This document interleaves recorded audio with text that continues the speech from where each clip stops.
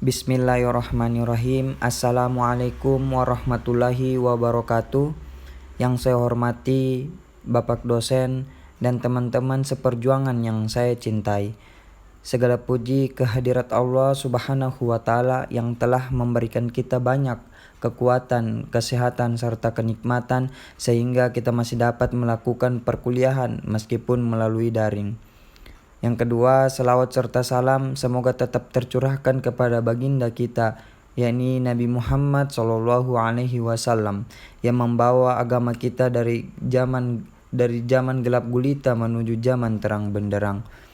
Baik, pada kesempatan kali ini saya Muhammad Nurul Iman, perwakilan dari kelompok 2. Dalam hal ini kelompok 2 terdiri dari Muhammad Saiful, Muhammad Nurul Iman, Muhammad Ilham, Don Diwitama, Adifa, Cynthia Bella, Atika, dan Indar Dewi yang akan mempresentasikan materi instrumen zakat sebagai sumber penerimaan keuangan negara.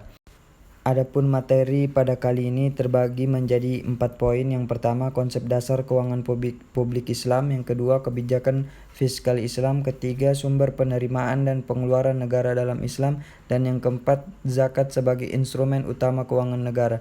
Baik, jadi langsung saja saya persilakan kepada saudari kami. Bismillahirrahmanirrahim. Assalamualaikum warahmatullahi wabarakatuh. Perkenalkan, nama saya Adifa Cynthia Bella.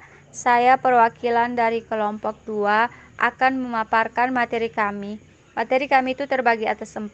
Yang pertama, konsep dasar keuangan publik Islam.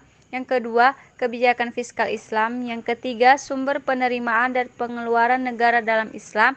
Dan yang keempat, zakat sebagai instrumen utama keuangan negara. Nah, di sini saya akan memaparkan materi yang pertama, konsep dasar keuangan publik Islam. Konsep dasar keuangan publik Islam dalam mengkaji keuangan publik perspektif Islam, maka tidak dapat dipisahkan dari pemahaman atas konsep negara dalam kerangka kerja Islam itu sendiri.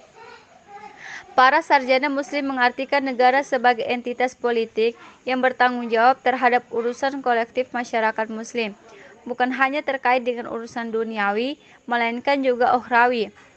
Menurut Manzar Kaf, bahwa persoalan keuangan publik yang mencakup pendapatan publik dan pembelanjaan publik memiliki 2 kriteria. Yang pertama, untuk melayani dengan baik kepentingan seluruh anggota komunitas muslim.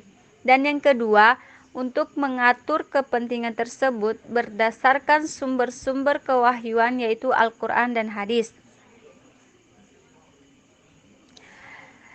Islam juga memiliki prinsip-prinsip kebijakan ekonomi Islam yang menjadi landasan dari aktivitas perekonomian. Nah, untuk materi selanjutnya akan disampaikan oleh teman saya Atika. Kepada teman saya Atika, saya persilakan. Assalamualaikum warahmatullahi wabarakatuh. Baik, nama saya Atika. Saya perwakilan dari kelompok 2. Langsung saja saya ingin melanjutkan pemaparan materi yang telah dipaparkan oleh teman saya sebelumnya yang bernama Adifa mengenai konsep dasar keuangan publik Islam. Lanjut bagian B, kebijakan fiskal Islam.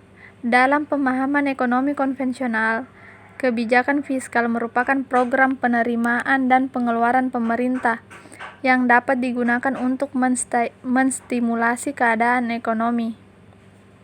Kebijakan fiskal erat kaitannya dengan target keuangan yang ingin dicapai suatu negara.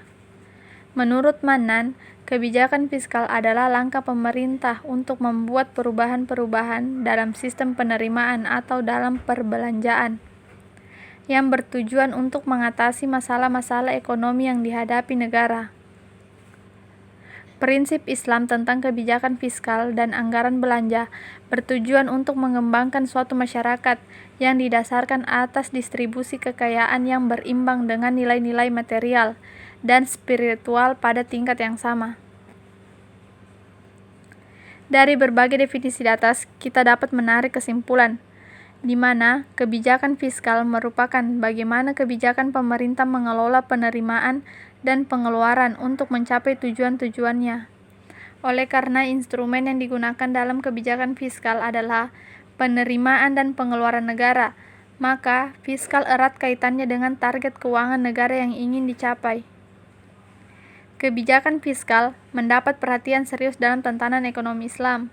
Dalam perspektif negara Islam, kebijakan fiskal merupakan salah satu peringkat untuk mencapai maqasid syariah atau tujuan syariah yang dijelaskan Imam Al-Ghazali, termaksud meningkatkan kesejahteraan dengan tetap menjaga keimanan, kehidupan, intelektualitas, kekayaan, dan kepemilikan.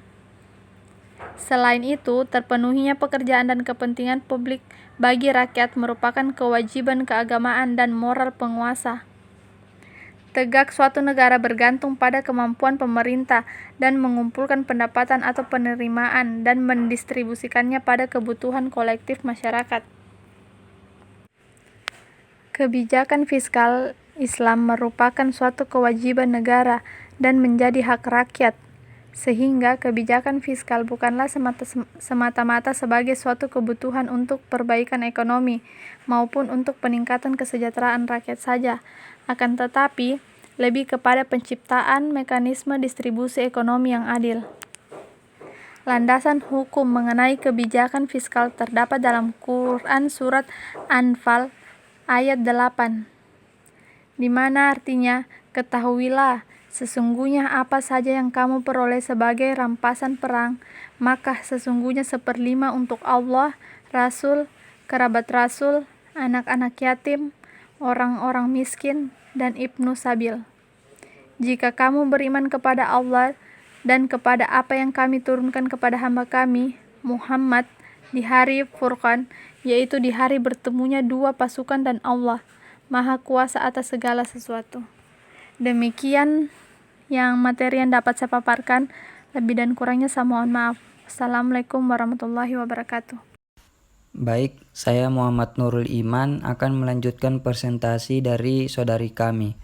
Pada poin kali ini yaitu sumber penerimaan dan pengeluaran negara dalam Islam. Sumber penerimaan negara dalam perspektif Islam pada masa Rasul. Yang pertama zakat, yakni merupakan pusat dari sumber keuangan negara dalam ekonomi Islam. Kemudian kedua, wakaf merupakan menahan harta yang diambil manfaatnya tanpa menghabiskan bendanya yang digunakan untuk kemaslahatan. Kemudian yang ketiga, nawawib merupakan pajak umum yang dibebankan atas warga negara untuk menanggung kesejahteraan sosial atau kebutuhan dana untuk situasi darurat. Kemudian keempat, jizyah merupakan pajak yang dibayar oleh kalangan non-muslim sebagai kompensasi atas fasilitas sosial ekonomi, layanan kesejahteraan, serta jaminan keamanan yang mereka terima dari negara Islam.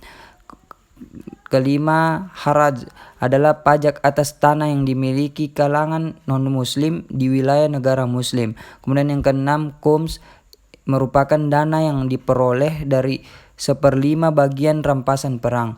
Kemudian ketujuh, ushur adalah pajak yang dikenakan atas barang-barang dagangan yang masuk ke negara Islam atau datang dari negara Islam itu sendiri.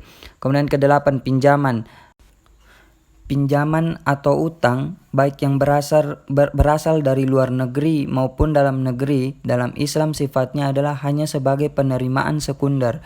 Yang kesembilan atau yang terakhir yakni amwal fada, yaitu harta benda kaum muslimin yang meninggal tanpa ahli waris. Adapun belanja pemerintah dalam sistem ekonomi Islam dapat dibagi menjadi 3 bagian antara lain. Yang pertama, belanja kebutuhan operasional pemerintah yang rutin. Kemudian yang kedua, belanja umum yang dapat dilakukan pemerintah apabila sumber dananya tersedia. Ketiga, belanja umum yang berkaitan dengan proyek yang disepakati oleh masyarakat. Lanjut ke poin 4. Dari implikasi zakat dalam arti khusus tersebut, maka disinilah pentingnya pemerintah dalam mendorong masyarakat membayar zakat kepada Badan Amil Zakat Nasional tertentu yang telah didirikan di seluruh provinsi, kabupaten, dan kecamatan.